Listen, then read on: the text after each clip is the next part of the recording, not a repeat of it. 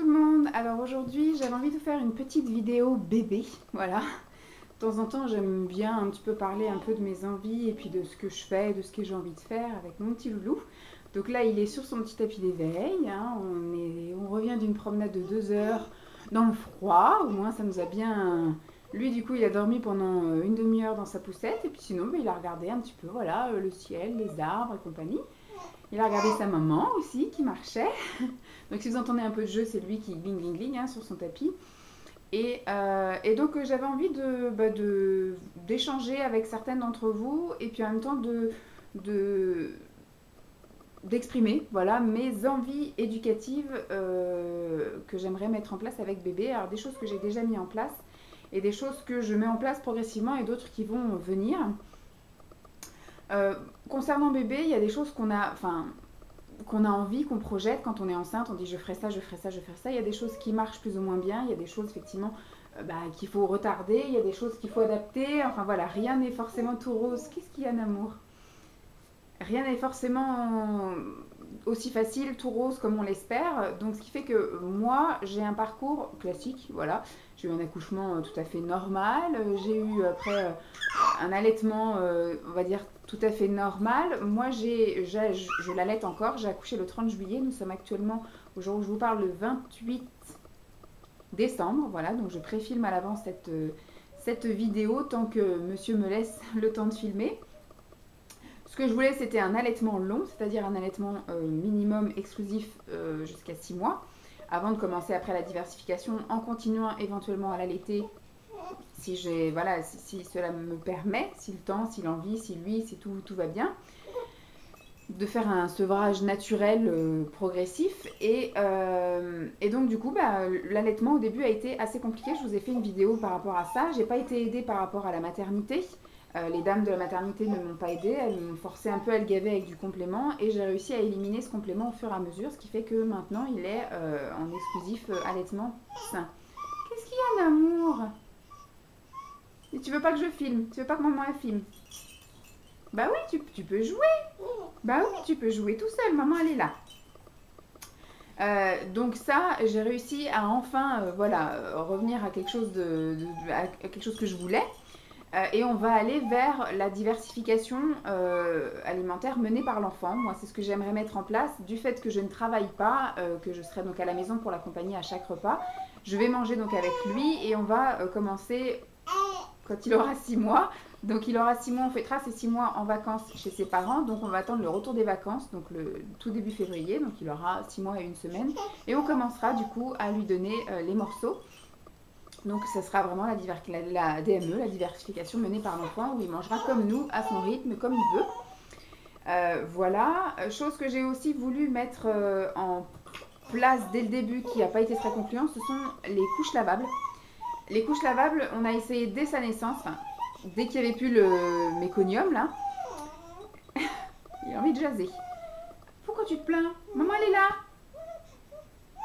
Donc du coup, oui, on a voulu mettre ça en place en arrivant à la maison et je suis tombée sur des couches qui étaient à mon avis trop neuves et qui n'avaient pas été assez lavées. Pourtant, j'avais dû les laver au moins 4-5 fois avant les premiers essayages.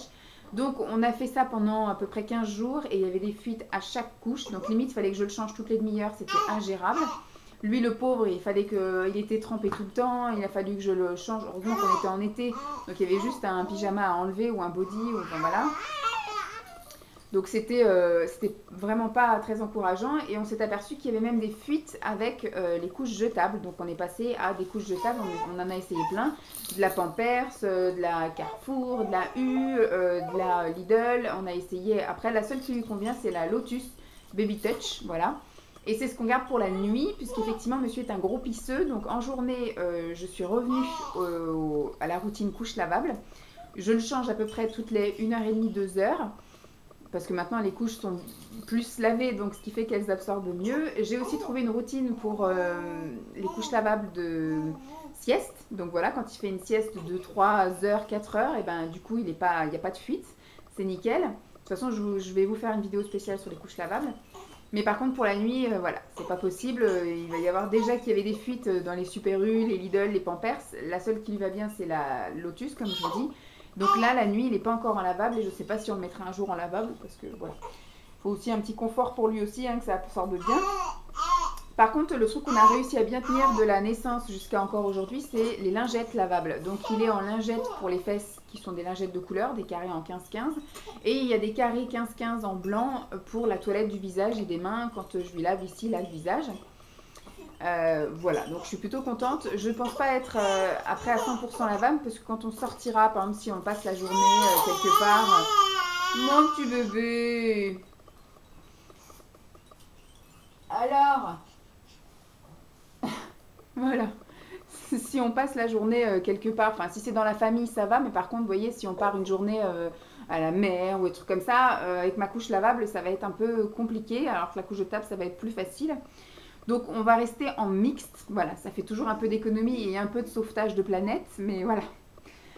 Ensuite, ce que j'ai commencé également à faire avec lui, c'est un peu de motricité libre, si je puis dire. C'est-à-dire je le laisse effectivement sur son tapis, je le laisse sur le tapis là-bas, je laisse, bon, un petit peu quand même, pas libre à 100%, c'est aussi du mixte, hein. Il va quasiment plus dans son lit park pour l'instant, puisqu'effectivement il n'a pas une mobilité non plus énorme, mais je sais que je vais le conserver, ce fameux lit park, pour des questions de sécurité. Si j'ai besoin d'aller prendre une douche ou quelque chose comme ça, je ne vais pas le laisser, donc il sera soit à jouer dans son lit, soit je le mettrai à jouer dans son parc le temps que je prenne une douche ou que j'aille voir le facteur. Vous voyez, c'est voilà, juste pour des raisons de sécurité, je vais quand même garder ça. Mais sinon, on va vers une motricité plus ou moins libre où il va pouvoir effectivement après explorer l'appartement s'il rampe ou s'il fait du quatre pattes. Et aussi qu'il puisse s'agripper aussi sur un peu voilà, les canapés, tables basses, les chaises, etc. Quand il voudra commencer à se mettre debout et un peu parcourir l'appartement en position debout. Chose que j'ai également commencé à faire, ce sont les activités sensorielles. Alors il y a les activités sensorielles au niveau du toucher. Donc on est en train de confectionner, enfin je rassemble des bouts de tissu de différentes matières et de différentes textures pour pouvoir lui faire des coussins sensoriels au toucher. Je voudrais également un petit peu plus tard faire des tissus, enfin des petits coussinets sensoriels, mais avec par exemple de la semoule, des pâtes, vous voyez, des haricots, enfin qu'il y ait plusieurs formes dans les sachets. Et après plus tard viendra, je commence à lui faire sentir également tout ce qui a une odeur, je lui fais sentir. Et il est aussi pour l'instant dans la découverte un petit peu alimentaire entre guillemets, vu qu'il n'est pas encore à la diversification. Je lui fais effectivement goûter quasiment tout ce que je mange, voilà. Donc je mets mon doigt dans mon assiette et puis je lui amène vers lui, il le prend et il le met dans sa bouche. Donc voilà, tout ce qui est un petit peu activité sensorielle, pour l'instant, ça se résume à ça. Le toucher, et il y a aussi les activités sensorielles auditives, on va dire, où je commence un petit peu tout ce qui est musique, tout ce qui est chanson. Et puis il a eu à Noël l'éveil musical.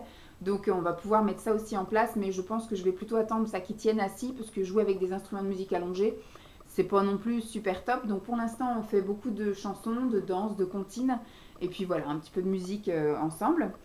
Ce que je commence également à faire avec lui, c'est de signer pas mal de choses, c'est-à-dire on apprend avec Simon plein de mots du langage des signes et on signe les mots importants dans une phrase.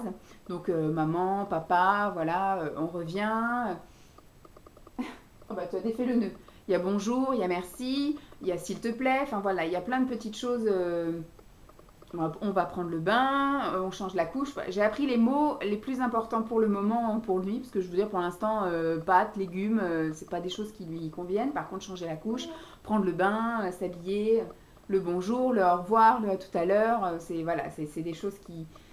Et à chaque fois qu'on lui parle, on lui signe. Donc on voit qu'il est observateur, parce qu'il y a un changement effectivement entre avant, on ne le signait pas, et maintenant qu'il commence à vraiment comprendre ce qu'on lui dit, à nous regarder, à nous observer, et bien on commence à signer. Et ce que j'espère, c'est que du coup, avant qu'il parle couramment, qu'il puisse nous dire encore, par exemple, quand il a encore faim, encore, ou s'il réclame à changer la couche parce qu'il a fait pipi. Donc, on sait faire, dire pipi, caca. Donc, voilà, c'est des petites choses. Donc, on lui parle comme ça. Et on espère, du coup, que ce soit un premier moyen de communication, effectivement. Après les cris, après les gémissements, etc., que quand il commencera à nous faire quelques petits babillages, qu'il nous parle également en langage des signes. Ça pourrait être rigolo. Avant qu'il parle complètement, tu baves, hein, mon bébé. Et puis après, ce que j'envisage également de faire, c'est toujours dans ma perspective du coup de détachement un peu et puis de sociabilisation. Quand il aura 6 mois révolus, peut-être même 7, voire peut-être même 8, on verra au printemps, ce sera peut-être plus facile, de le mettre quand il sera beaucoup plus éveillé et plus intéressé, puisque là, au jour d'aujourd'hui, le mettre en crèche, ce serait simplement un mode de garde, donc une facilité pour moi, plutôt qu'un truc vraiment d'éveil pour lui. Mais j'aimerais le mettre effectivement en demi-journée ou en journée complète une fois par semaine à la crèche. Et également gardé aussi par ma mère qui pourrait lui faire d'autres choses que je lui fais moi. Et puis qu'il soit détaché de moi. C'est-à-dire qu'effectivement pendant cette journée ou cette demi-journée que je fasse autre chose. Que j'aille moi à la piscine, ou que j'aille faire les courses, que j'aille me prendre un peu l'air et que je le laisse. Et qu'il ne me voit pas pendant un certain temps. Parce que là pour l'instant on est H24 ensemble. Donc c'est vrai que pour lui, après le détachement va être un petit peu compliqué. Un bébé.